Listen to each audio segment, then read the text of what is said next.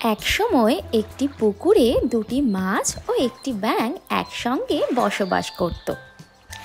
একটি মাছের নাম ছিল শতবুদ্ধি আর অন্যটির নাম সহস্রবুদ্ধি। সেই সাথে ব্যাঙটির নাম ছিল একাবুদ্ধি। মাছেরা তাদের বুদ্ধিমত্তার জন্য খুব গর্বিত ছিল, কিন্তু ব্যাঙ তার বুদ্ধিমত্তার জন্য একেবারেই গর্বিত ছিল না। কিন্তু তা সত্ত্বেও তারা তিনজনই নিজেদের মধ্যে খুব ভালোই বন্ধু ছিল। তিনজনই পুকুরে একসাথে ঘুরে বেড়াতো, আর যখনই কোনো সমস্যায় পড়তো তিনজনই একসাথে থাকতো। একদিন জেলেরা নদীর পাশ দিয়ে যাচ্ছিল। তারা দেখলো যে পুকুরে মাছ ভর্তি হয়ে আছে। জেলেরা বলল, কাল সকালে আমরা এখানে এসে অনেক মাছ ধরব। ব্যাঙ জেলেদের সব কথা শুনে নিয়েছিল। পুকুরে উপস্থিত সকলের প্রাণ বাঁচাতে সে তার বন্ধুদের কাছে গেল। সে শতবুদ্ধি আর সহস্রবুদ্ধিকে জেলেদের সব কথা খুলে বলল।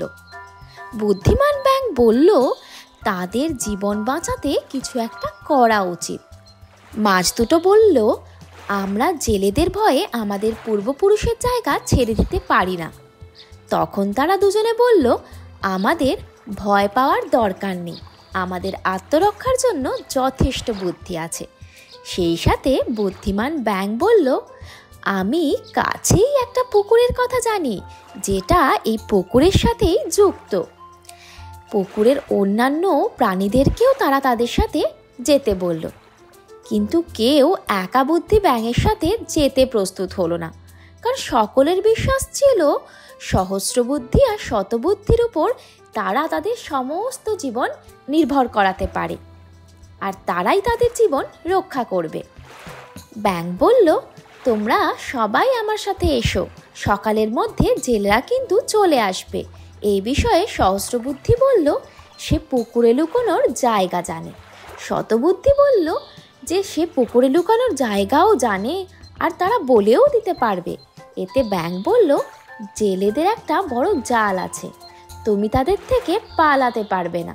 কিন্তু মাছগুলো তাদের বুদ্ধিমত্তার জন্য খুব গর্বিত ছিল। তারা কিন্তু ব্যাঙের কথা শুনল না। সেই সাথে ব্যাঙটি তার স্ত্রীকে নিয়ে অন্য পুকুরে চলে গেল। শতবুদ্ধি ও সহস্রবুদ্ধি একার বুদ্ধি নিয়ে মজা করতে লাগলো।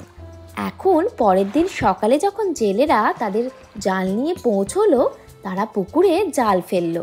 পুকুরের সমস্ত প্রাণী প্রাণ বাঁচাতে ছুটতে লাগলো, কিন্তু জেলেদের কাছে একটা বড় জাল ছিল, যার কারণে কেউ কিন্তু পালাতে পারল না। জালে প্রচুর মাছ ধরা পড়ল। শতবুদ্ধি ও সহস্রবুদ্ধিও পালানোর আপ্রাণ চেষ্টা করেছিল, কিন্তু তারাও জেলেদের হাতে ধরা পড়ল। পুকুর থেকে বের করে আনার সময় দুজনেই মৃত। শতবুদ্ধি ও সহস্রবুদ্ধি আকারে সবচেয়ে বড় ছিল, তাই জেলেরা তাদেরকেই সবার আগে দেখতে পেয়েছে।